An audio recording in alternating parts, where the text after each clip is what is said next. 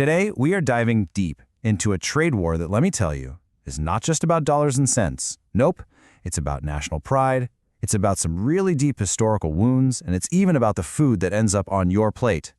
This is the story of the U.S.-India trade showdown. So you have to wonder, right? How did the world's two largest democracies end up in this massive economic fight? Well, you might be surprised to find out that at the very heart of it all is a battle over what more than 1 billion people eat every single day.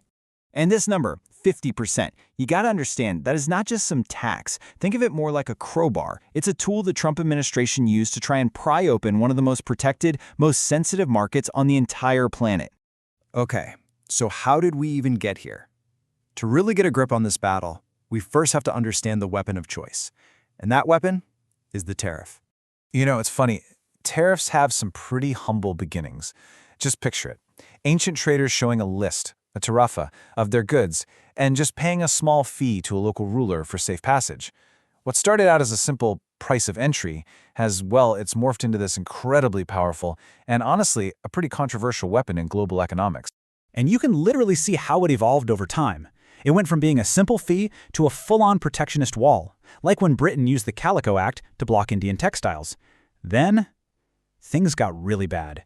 The Smoot-Hawley Act in 1930 basically triggered a global trade war that made the Great Depression even worse. It was so catastrophic that the world had to create organizations like GATT just to have an international rulebook to try and stop that from ever happening again.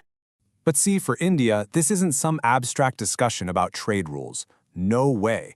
Their fierce protectionism is literally burned into the national memory. It comes from a painful history that shapes every single move they make on the world stage. Oof, this quote, it just cuts right to the bone, doesn't it? Back in the 50s and 60s, India was facing a catastrophic famine. So they signed something called the PL 480 agreement to get wheat from the US. But the aid they got, well, it was a bitter pill to swallow, both in its quality and what it did to their national pride.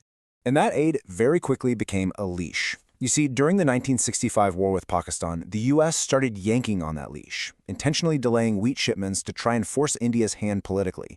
All of a sudden, food wasn't just about survival. It was a weapon being used against them. And this right here, this captures India's reaction perfectly. That national humiliation sparked a total revolution in their policy. The Prime Minister, Indira Gandhi, basically made a vow to the nation, never again. So India completely transformed itself. It went from a country that depended on aid to one that, by the 1980s, had built some of the highest tariff walls in the world, all to protect its food supply at any cost. All right, let's jump forward to the modern day. A new U.S. president comes onto the scene, someone with a totally different view of how trade should work, and he's about to flip the entire global chessboard. So to really get the Trump administration's strategy, you only need to understand one core idea. A trade deficit is a loss. Simple as that. If the U.S. is buying more stuff from your country than you're buying from them, then in his view, America is losing, period. And that single belief drove his entire trade policy. This kicked off an unbelievable chain reaction. First, Trump hits China with huge tariffs. China, knowing exactly where it would hurt the most, hits back right at U.S. agricultural products. This was devastating for American farmers, who are, of course, a critical part of Trump's political base. So the White House starts this urgent, frantic search for a new, massive market that could buy up all that surplus farm produce. And guess where all eyes turned? Yup, India. But when America came knocking on India's door, they slammed right into a wall that has been built up and fortified by decades of history, economics, and culture. Because for India, opening up its farms to the world, that is the one red line they will absolutely never cross. And that wall is built from some seriously solid bricks. I mean, India still has painful memories of dependency, like what happened with Monsanto's BT cotton. They know their small farmers just can't compete with the massive subsidized U.S. agribusinesses. Then there are deep cultural lines you just don't cross, like the American practice of using non-vegetarian cattle feed. And woven through all of it is the ghost of the 1960s, and the fact that it would be political suicide to upend the lives of hundreds of millions of people. And let's be really clear here. We are not just talking about some abstract economic policy. We are talking about people. I mean, just look at this. Nearly half of India's 1.4 billion citizens depend on agriculture to survive. So any big change here isn't just an economic shift, it is a human earthquake. Dairy is the absolute perfect example of this. Heavily subsidized U.S. milk could land in India nearly 40% cheaper than the local milk.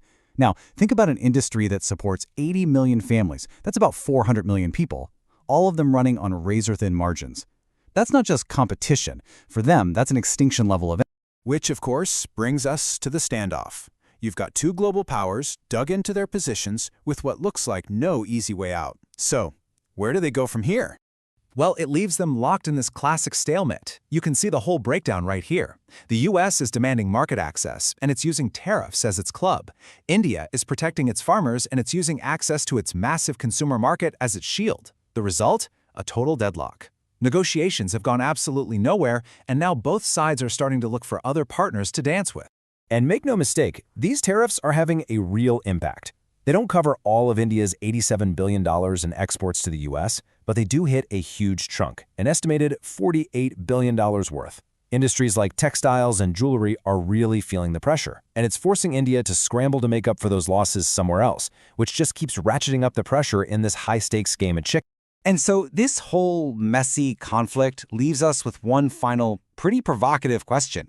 In a world where global supply chains can be turned into weapons, where trade is the new battleground, does true national security now depend less on your allies and more on a nation's simple ability to provide for itself?